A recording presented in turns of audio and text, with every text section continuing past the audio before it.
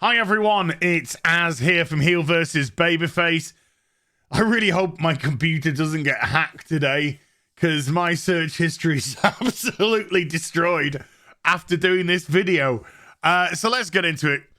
Superman, remember this? Jonathan Kent, son of Clark Kent, comes out as gay. Now, of course, when DC did it, they say bisexual. But bisexual is coded gay because once a character has been changed from heterosexual to bisexual, they will never, ever be with a woman again. Not while the people with this ideology have control over the comic book industry. So it became a bit of a press thing. That was all this was for. This was to drum up press. This was to show Tom Taylor, a straight, white, married, cis, hetero, whatever they called, normative man, was an ally, and also to try and give him some cancellation armor, because, of course, the comic book industry now is run by a bunch of degenerate weirdos. Absolute freaking weirdos, which we will get into in this video as well, who basically have a fetish, and that fetish is to turn straight characters gay or present straight characters as gay. But do they purchase the comics? Do they support this? Of course they don't. Of course they don't. A lot of them will make a big hue and cry on the internet, on Twitter. A very small, surprisingly enough. You know, it's the same outlets. It's your CBRs and your Bleeding Cools, you know, and all those people who are incestuously involved with the people in the comic industry who are making these decisions. And then you'll get all the ankle biters and all the bots that have been set up to support these decisions which have been made. But is anyone actually going out and purchasing the product? No. So it just shows that all of this is complete and utter grandstanding.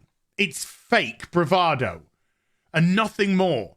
It shows quite clearly and demonstrates quite clearly that this is not what people want. However, we do get phrases like, this is pissing off the right people. And by pissing off the right people, they of course mean driving away paying customers.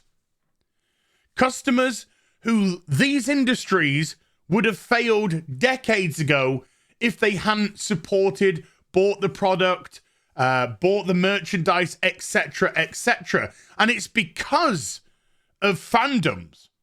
It's because of people supporting your Star Treks, your Doctor Who's, your DCs, your Marvels, your Star Warses, etc., etc., through the decades, and a lot of them being decades of drought, particularly with things like Doctor Who, Star Wars, Star Trek. It's because of those wonderful fans that these franchises have stayed alive. And now they're in control by a bunch of far-left fetish weirdos who are more interested in pissing off the right people, aka driving away paying customers, than they are producing either entertainment or quality product. But you get what you pay for nowadays, and in the in the comic industry, that's not a lot right now. And now comics are what, $5 cover price? And if that comes across to the UK, that's £5, basically £5 as well. So let's just quickly go over this, because we've seen it before, but let's just go over this. This was the what they wanted to lead with. Jonathan Kent hooks up with his pink-haired femme Asian twink, who kind of took advantage of him, if you read the comic, because Jonathan Kent had just gone out, done a bunch of hero stuff, and came back exhausted and didn't quite know, discombobulated, and then this twink just forced himself on him. Okay. So they talk about, oh my God, are popping out of the closet. Oh my God. The new Superman, Jonathan Kent, who's the son of Clark Kent, will soon be in a romantic relationship with a male friend. It's not how friendship works, but okay. You know, I've had male friends since as far as I can remember, and I've been on this planet nearly 5 decades. Never snogged any of them. Never dated any of them. Why is that? Oh, because, you know, my inclination is towards women. It's not towards men. It doesn't waver. Remember, you're born this way. Remember that? You know, you're either born straight, you're either born gay, you're either born bisexual or whatever. I'm a believer in that. I believe that's true. I believe that you were born with an inclination, a sexual inclination, and obviously that develops as you get older and older. I don't think it's something that you can just change. You know, you can't just suddenly go, do you know what? Kind of sick of dating this girl business. I'm going to try some blokes for a change. It doesn't work like that. The mind's not wired for that. And so when they do these types of things in comics, which, again, we'll look at soon enough, it just comes across as what it is. Fetishism. For these people, they're not trying to sell comics. They are just trying to take away. They're trying to fetishize. We're going to take away all your heroes. We're going to queer change. We're going to queer bait. We're going to queer present whatever they want us, you know, present it as. We're going to do this to all your heroes because we want to piss off the right people. Again, drive off paying customers. But, you know, they'll get pats on the back because no doubt Tom Taylor got pats on the back for this. You know, I went to the editors and I said, God damn it. It's about time we had a gay Superman. Why is that? Because I don't want to get cancelled. Because the industry right now is hiring a bunch of people with stupid pronouns and crap like that because they're not quite all there. And they're driving straight white males out of the industry left, right, and center. And I don't want to be that man. I want to be presenting, I'm going to use their terminologies, presenting as an ally. So it's let's do this and let's get a pat on the back. Also, it's great press for me. I can get it out there in the New York Times. I could get it out there in the New York Times and people can be like, oh my God, Tom Taylor is such an ally. Oh my God. This is an ego rub. This is an ego boost for Tom Taylor. He is pandering to the far left ideology. He's pandering to the side which control all the franchises now. And so he's trying to give himself protection, but at the same time, he's trying to elevate his own brand within it so he could possibly get more work, etc.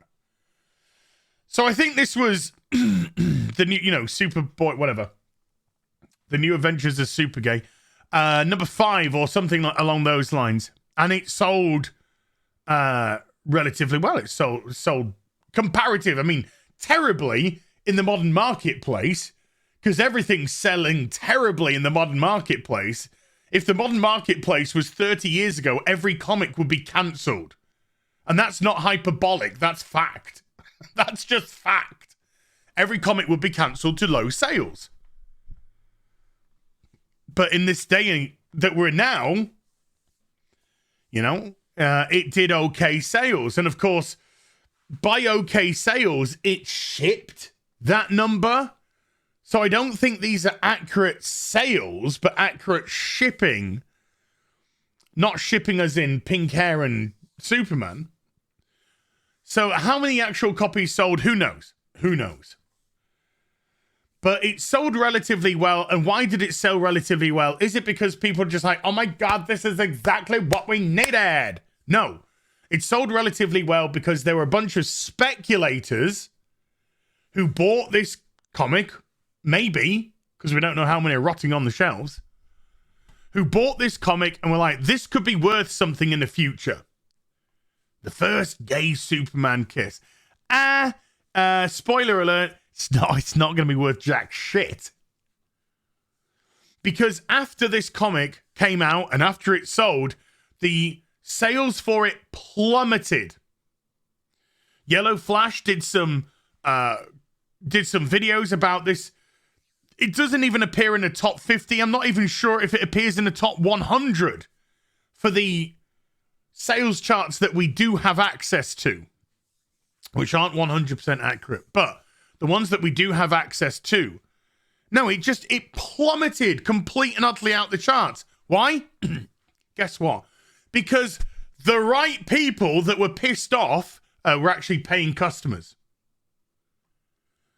And maybe the paying customers, and let me just put it in these words, and it might make some of you feel uncomfortable, but this is what DC had done. Maybe the right people that were pissed off weren't too enamored about a 13-year-old boy that had been inorganically aged up to 17, who was still a minor, being placed in a gay relationship in a comic. Maybe they weren't too interested in that, and I wouldn't be remotely surprised if that was the case. Because I then don't know who this comic is actually intended for.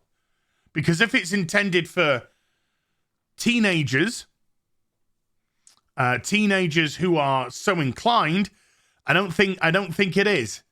So is it being pushed towards a more adult marketplace where two minor boys are engaged in a relationship? That certainly gets me not too happy about that. But guess what, folks? It's cancelled. It's cancelled. Yeah, this video is going on for as long as it's going on because I think there's things that need to be fucking said, okay? The book is cancelled. DC announces the cancellation of Tom Taylor's woke Superman Son of Kal-El series. Wow! It did so well that it's been cancelled, I believe, on episode 18. 18! It didn't even make it to 20 episodes.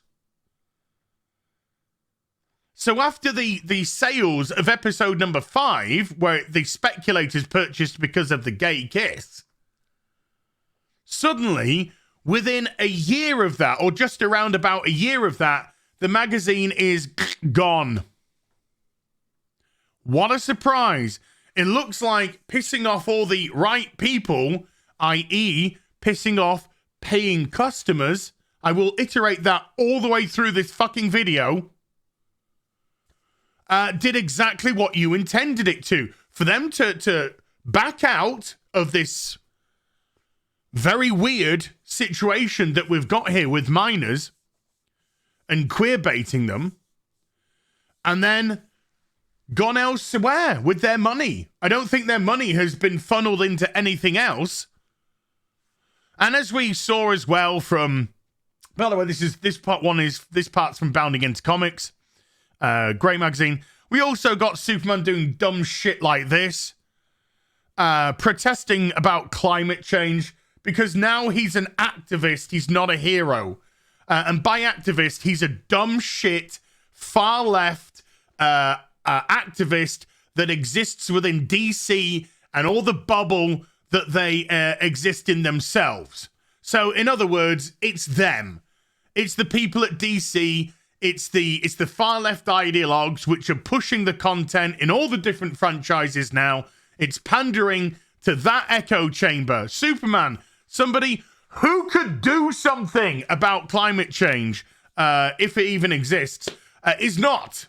He's walking around like a dumb shit with his dumb shit boyfriend with stupid signs going, oh my God, school strike for climate change, get masks on people, get people locked up in houses suffering from terrible mental illnesses because they're being removed from a society. You know, let's do dumb shit like that. Let's get Aquaman as well. Come on, Aquaman, you're a dumb shit as well. You can start walking around with a placard looking like a dumb shit. Remember when heroes used to do something, but of course, heroicism, the far left are now trying to equate with being fascistic. So if you're a hero, you're a fascist. If you are a person taken to the streets, beating up criminals, stopping crime, you're a fascist now. This is fascistic behavior. Peace, man. Let's just let everything be. So heroes aren't doing hero stuff anymore. Heroes are snogging pink-haired Asian twinks instead, and virtue signaling with placards about climate change and crap like that. This led to the colorist, I believe, leaving the book, and then he went off and colored Isom, Eric July's smash hit, which raised nearly $3.8 million and sold over 40+ thousand copies. Now, those are sales. Those aren't shipped. And he is shipping them right now. But those are sales that Eric July did. Boom, boom, sales. Which, let's just be honest, probably puts him at #1 in actual sales. Yeah. Or thereabouts. Beating everyone in the comic book industry. Everyone. So he went off and did that. But this behavior, folks, this isn't... Sorry, this video is going to end when it's going to end, as I've said. This isn't just super gay. This is Tim Drake. Look at this absolute dog shit art. Absolutely a... What the fuck is this? This Tumblr reject bollocks. Crap. Absolute crap. This is from Robin #1, the relaunch of Robin, Tim Drake, who has also been bisexualized, aka turned gay. And he's immediately got himself some boyfriend out of nowhere because, you know, his 30 years in comics didn't set up anything for him remotely romantically. Oh, apart from, you know, the massive relationship that he had, of course, with, spoiler, Stephanie Brown, that went on for nearly 3 decades itself. But no, Tim has now been turned gay because we are dealing with fetish comics now. We're not dealing with detective comics. We're not dealing with Marvel comics. We're dealing with fetishistic writers. People who are not quite there, that want to live out their personal fantasies because it's all about them. Narcissists who aren't interested in entertaining you. They are interested in pushing what they believe, what they feel. The most selfish of selfish people. Self-absorbed narcissists. And this is shite. But not only is this just shite art, and let's just, I read, so it's just garbage writing as well. But that, look at this. Gotcha! Bernard! Oh! Look at this. Look at this. What the fuck is this shit? Tim Drake's now got legs the size of a twig. He's wearing 1980s shoulder pads. He's scared because his femi boyfriend, who's wearing a fucking ganja jacket. Oh, so fucking edgy. Make sure you don't cut yourself, folks. Crept up behind him. Bernard! Can't believe I was able to sneak up on you. Oh my God! So Tim Drake's just gay Drake now. Look at this. Absolute. What is this face? They did it here, and now they're doing it here. What the fuck is this? It looks like they've got, you know, issues. You know what I'm saying? Look at this. What is that? That looks like Herman Munster got his head smashed in. Trash. But now you see Tim. Now that they switched him to gay, that's all he'll ever be now. That's it. That's going to be the sum of his character. That's going to be the definition of his character. And what is also weird, Tim's meant to be around about 17. Maybe 18, but around about 17. They kind of fluctuate with Tim Drake. So again, potentially another minor. Whew. But let's just jump onto something else. Same industry, same company. What's this? This is the workout variant covers that they have for the DC characters. This is Nightwing presented completely as gay. This is gay presenting. That's not a masculine pose. That's not a pose that's saying, you know, come on, boys, you know. No. This is gay presenting, as you can see. Oh, they got the minor. Gay presenting the minor. And then when it comes to Stephanie Brown, they got this Tumblr-esque shite again.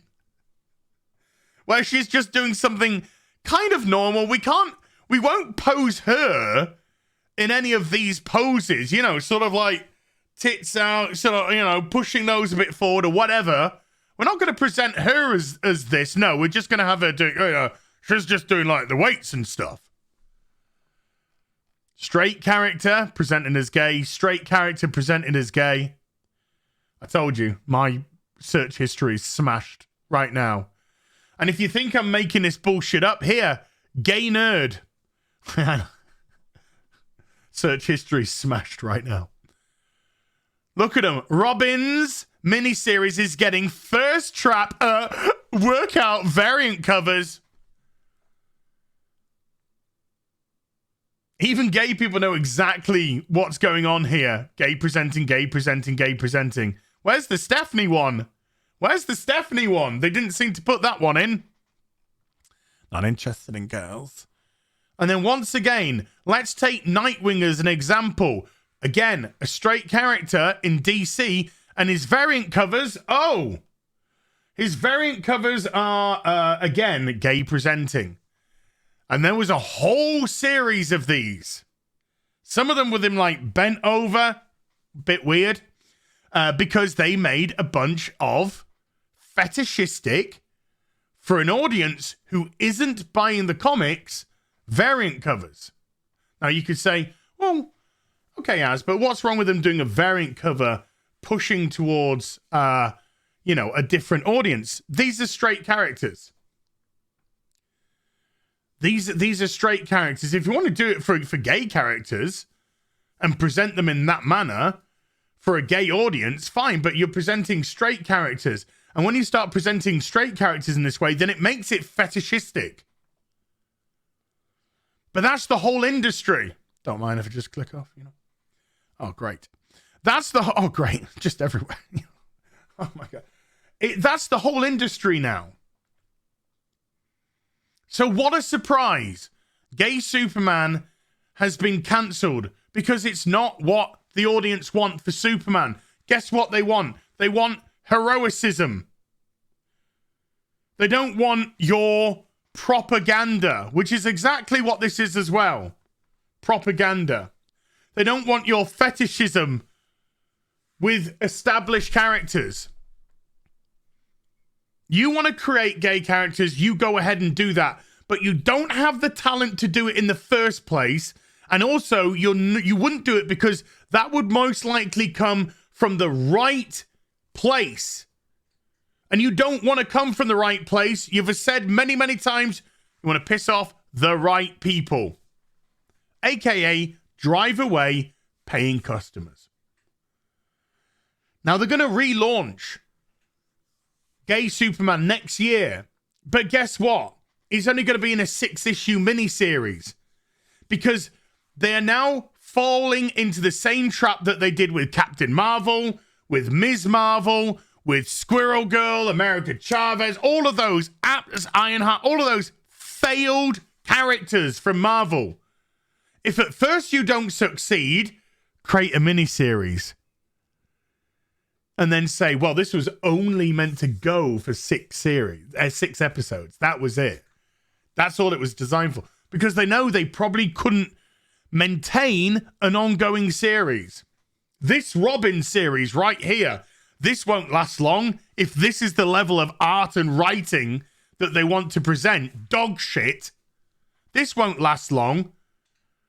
And when I picked up my Robin one, my Chuck Dixon written, Tom Grummett drawn Robin 1 back in 1993. I think October 1993 was the cover.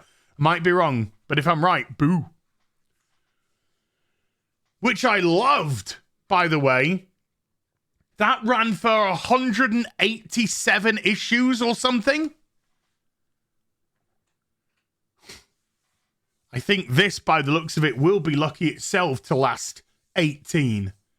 But maybe you should stop fucking about with your fetishism and actually start to write the characters as they are meant to be. But that's not what you want to do. So guess what? You get what you fucking deserve. See you in the next video. Bye for now.